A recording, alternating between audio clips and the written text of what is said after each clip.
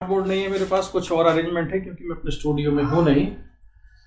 तो तुम्हारे जो दो क्वेश्चन थे ना उसको हम डिस्कस कर लेते हैं यहाँ पर।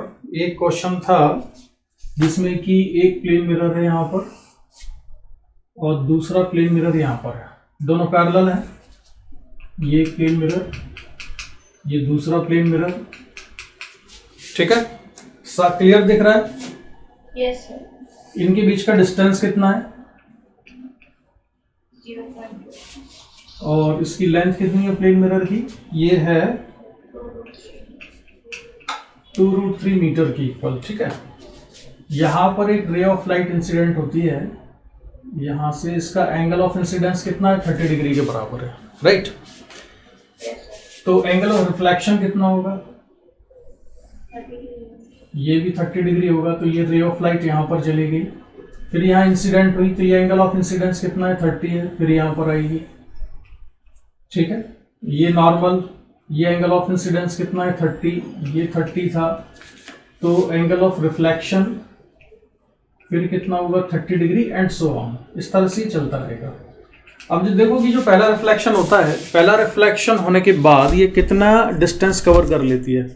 तो पहला रिफ्लेक्शन यहाँ पर हुआ था, ये डिस्टेंस मैं मान लेता हूँ कितनी है? x के इक्वल है। ये डिस्टेंस कितना लिया हमने? x। तो ये x को हम कितना लिख सकते हैं? tan 30 equals to perpendicular x upon base कितना है? 0.2 मीटर। तो ये 0.2, तो x कितना आया? x कितना हो जाएगा?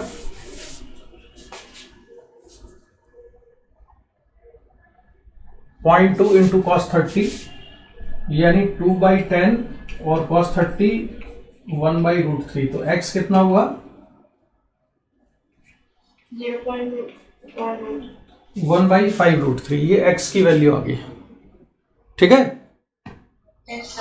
अच्छा, अगर x इतना है तो एक रिफ्लेक्शन में कितना चलता है? x। इसके बाद यहाँ पर सेकंड रिफ्लेक्शन होगा, तो सेकंड रिफ्लेक्शन के बाद फिर ये डिस्टेंस कितनी कवर की इसने? x। फिर यहाँ से थर्ड रिफ्लेक्शन होगा, तो फिर ये कितना हो जाएगा? फिर ये कितना हो जाएगा? x। तो नंबर ऑफ रिफ्लेक्शन कितने मान लेते हैं हम? nx। तो number of reflection nx equal to ये टोटल डिस्टेंस कितनी है? 2√3। इतना होना चाहिए। तो n इंटू x की वैल्यू सब्स्टिट्यूट करो, 1/5√3 इक्वल्स टू 2√3। तो n कितना आता है?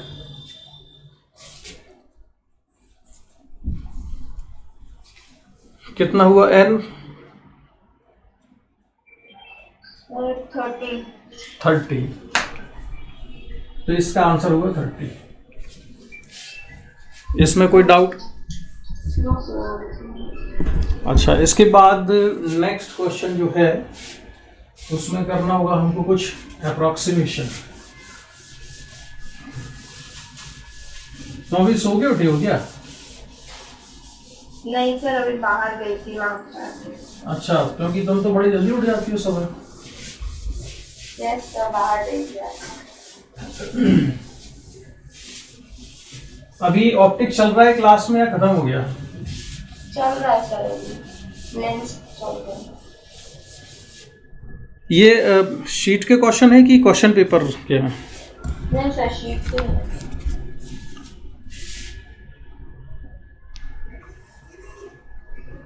देखो, नेक्स्ट क्वेश्चन ये है कि इसमें एक है concave mirror,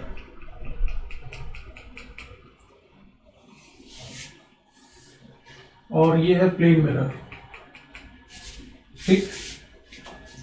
ray of light जो इंसिडेंट होती है यहाँ पर वो स्मॉल एंगल पर आती है, यहाँ से, है ना, स्मॉल एंगल थीटा पर। रिफ्लेक्ट होगी उतने ही एंगल पर। तो जो ये रेज हैं जब आएंगी यहाँ से, तो ये कैसी रेज आएंगी? रिफ्लेक्शन होने के बाद भी पैरेलल ही होंगी ये, है ना। रिफ्लेक्शन जब होगा तब भी पैरेलल होंगी, लेकिन ये प्रिंसिपल एक्सिस के पैरेलल नहीं है। तो कनकेव मिरर में तुमने पढ़ा होगा कि जो रेज पैरेलल होती हैं आपस में पैरेलल होती हैं, लेकिन प्रिंसिपल एक्सिस के पैरेलल नहीं होती हैं। जो आपस में पैरेलल होती हैं लेकिन प्रिंसिपल एक्सिस के पैरेलल नहीं होती हैं, उन रेज का वो रेज कहाँ पर फोकस होती हैं? नहीं पता है। अरे जो पैरेलल होती है प्रिंसिपल एक्सिस के, वो कहाँ फोकस होती है? जो रेज प्रिंसिपल एक्सिस के पैरेलल आती हैं वो कहाँ फोकस होती है? जैसे ये रे है पैरेलल टू प्रिंसिपल एक्सिस, ये कहाँ फोकस होगी, कहाँ से होकर जाएगी रिफ्लेक्शन के बाद? पीछे से। मतलब मिरर को तोड़ के पीछे निकल जाएगी? नहीं सर, फोकस से पास होगी तो ये पैरेलल। तो ये बोलो ना, फोकस से पास होगी। तो ये वाली रेज रिफ्लेक्शन के बाद कहाँ से पास होंगी? ये फोकस होती है कहाँ पर? फोकल प्लेन में। फोकल प्लेन क्या होता है? फोकल प्लेन क्या चीज होती है बताओ? फोकल प्लेन एक ऐसा प्लेन होता है जो कि प्रिंसिपल एक्सिस के परपेंडिकुलर होता है और फोकस में होता है। ठीक है, जैसे ये फोकल प्लेन है इसका, ये प्रिंसिपल एक्सिस है, ये प्रिंसिपल एक्सिस है ऐसी, ये मिरर है। ठीक है, तो फोकल प्लेन कैसा होगा? ऐसा ही प्लेन होगा एक और, जैसे ये है। तो ये सारी की सारी जो रेज हैं ये कहाँ पर मिलेंगी? जैसे ये फोकल प्लेन है तो ये रिफ्लेक्शन के बाद यहाँ मिल जाएंगे। ठीक है, तो ये जो डिस्टेंस है ये कितनी, ये होगा तो फोकस ही, ये डिस्टेंस कितनी है? ये फोकल लेंथ के बराबर है। लेकिन जिस पॉइंट पर ये फोकस हुई है वो ये वाला पॉइंट होता है। ये पॉइंट कहाँ पर होता है? ये है focal plane. Focal plane, focal plane कैसा प्लेन है? प्रिंसिपल एक्सिस के परपेंडिकुलर। और कहां से पास हो रहा है? फोकस से पास हो रहा है। तो ये पढ़ा है कि नहीं? तुमने पढ़ा हुआ होगा ये। तो अब इस वाले क्वेश्चन की बात अब हम करते हैं। इसमें क्या होगा? इस क्वेश्चन में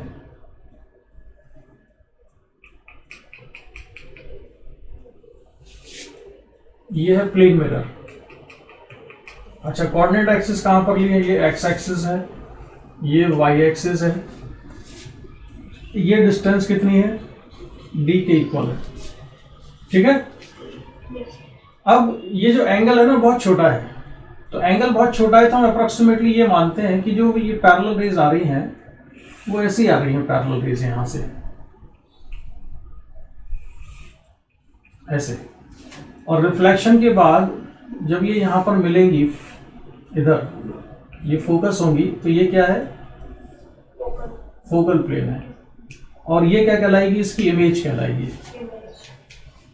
अब देखो इसमें ना क्वेश्चन में एक कंफ्यूजन है, छोटा सा कंफ्यूजन ये है कि उनको ये देना चाहिए था कि ये जो डिस्टेंस d है, ये डिस्टेंस d इसके रेडियस ऑफ कर्वेचर से ज्यादा है या कम है। क्योंकि जब ये हमको पता होगा तभी हम बता सकते हैं कि रिफ्लेक्शन के बाद नीचे जाएंगी या रिफ्लेक्शन के बाद ऊपर भी जा सकती है। ठीक है, तो हमने मान लिया कि ये नीचे आ रही है, मान लेते हैं कि नीचे आ रही है। अदरवाइज हमको पता होना चाहिए। क्यों पता होना चाहिए? देखो मान लो कि ये मिरर को मैंने पूरा स्फीयर कंप्लीट कर दिया इसका, और ये सेंटर ऑफ कर्वेचर है, और ये है मिरर। इस मिरर पर जो रे ऑफ लाइट यहां से आएगी ऐसे, तो इस पर, इस वाले पॉइंट पे जब मैं नॉर्मल खींचूंगा तो नॉर्मल कौन सा होगा? कहां से पास होगा नॉर्मल? नॉर्मल नहीं, ये होगा नॉर्मल जो सेंटर से आएगा। आए समझ में? तो ये एंगल ऑफ इंसिडेंस होगा, तो एंगल ऑफ रिफ्लेक्शन यहाँ होगा, तो ये कहाँ जाएगी? नीचे जाएगी। लेकिन अगर रे ऑफ लाइट कहाँ से आती? यहीं से आ रही है ऐसे, इधर से इंसिडेंट होती है। तो अब जो नॉर्मल होगा इस वाले पॉइंट पर, नॉर्मल कहाँ होगा? इधर होगा। ये एंगल ऑफ इंसिडेंस बनेगा, ये नॉर्मल है, तो ये इंसिडेंट रे है, तो ये जाएगी ऐसे ऊपर। तो इसमें ये क्लियर होना चाहिए था इस क्वेश्चन में कि जो डिस्टेंस है d वो उसके रेडियस ऑफ कर्वेचर से ज़्यादा है या कम है। तो हम देखते हैं कि बेस्ट पॉसिबल आंसर क्या आता है इसमें। इसके अलावा तुमने और भी कई क्वेश्चन सॉल्व किए होंगे जिसमें ये वाली प्रॉपर्टी का हम यूज़ करते हैं कि अगर रेज इस तरह से आ रही हैं स्मॉल एंगल पर, तो रिफ्लेक्शन के बाद ये है जब फोकस होती हैं इधर, और ये एंगल अगर थीटा है तो ये डिस्टेंस कितनी हो जाएगी? फोकल लेंथ f के बराबर। तो इस वाले ट्राइंगल में हम लिखते हैं tan theta equals to perpendicular. ये परपेंडिकुलर क्या चीज हुई? Size of the image. ठीक है, इसको मैं लिख लेता हूं कि ये है, ये तो पॉइंट एफ ही था, और इसको मान लेते हैं कि ये है ए। तो ये हो जाएगा tan theta equal to F A upon कितना, फोकल लेंथ एफ के बराबर, और थीटा बहुत छोटा है तो इसलिए अप्रोक्सीमेटली कितना लिख लेते हैं हम इसको, थीटा। तो एफ ए की वैल्यू कितनी हुई, एफ थीटा के बराबर। तो ये कितना होगा, एफ ए एफ थीटा। अब इस वाले क्वेश्चन में देखो, ये प्लेन मिरर था, ये जो इमेज बनी है ये हमको पता चल गई। अच्छा, ये डिस्टेंस कितनी है यहां तक की, ये डिस्टेंस, तो ये कितना है, ये डिस्टेंस कितनी है, d माइनस है। तो अब देखो कि जो पहला रिफ्लेक्शन तो प्लेन मिरर से हुआ था, ये जो रेज आई थी यहां से इनका। सेकंड रिफ्लेक्शन किससे हुआ, हाँ, कनकेव मिरर से हुआ। ये सेकंड इमेज बनी है, ये इमेज क्या होगी इस मिरर के लिए, प्लेन मिरर के लिए ऑब्जेक्ट। कितनी डिस्टेंस पर है ये, तो इसकी इमेज कहाँ बनेगी, d माइनस एफ पर ही बनेगी, d माइनस एफ। तो इसके कोऑर्डिनेट्स क्या लिखेंगे हम, अगर ये ओरिजिन है तो x कोऑर्डिनेट कितना हुआ, और y कोऑर्डिनेट क्या हुआ, ये इमेज बनेगी, ये इस पॉइंट की इमेज यहीं बनेगी। तो ये डिस्टेंस कितनी है, माइनस एफ थीटा हो जाएगा y कोऑर्डिनेट। अब ये डिपेंड करेगा कि मुझे ये नहीं मालूम है कि इसमें d और रेडियस ऑफ कर्वेचर में बड़ा कौन है, इसलिए ये प्लस एफ थीटा भी हो सकता है, माइनस एफ थीटा भी हो सकता है। अब ऑप्शन चेक करो कि उसमें प्लस एफ थीटा का भी है क्या कोई, Yes, the second option. और माइनस एफ थीटा भी, x coordinate d plus f कर दिया है। अच्छा, तो फिर वो ऑप्शन नहीं होगा। हाँ, सही है। तो एक मिनट, तो फिर कौन सा ऑप्शन सही है, d वाला d माइनस एफ और y is equal to minus F theta. तो d, इसके अलावा और कोई पॉसिबल ही नहीं है ना। हाँ, जो ऑप्शन गिवन है उनमें बेस्ट यही है। जिसका आंसर क्या था, यही है सर, यही आंसर है इसका। ठीक है, तो ये दोनों क्वेश्चन हो गए। ठीक, चलो तो फिर मैं डिस्कनेक्ट कर दूँ। ओके, चलो, बाय बाय।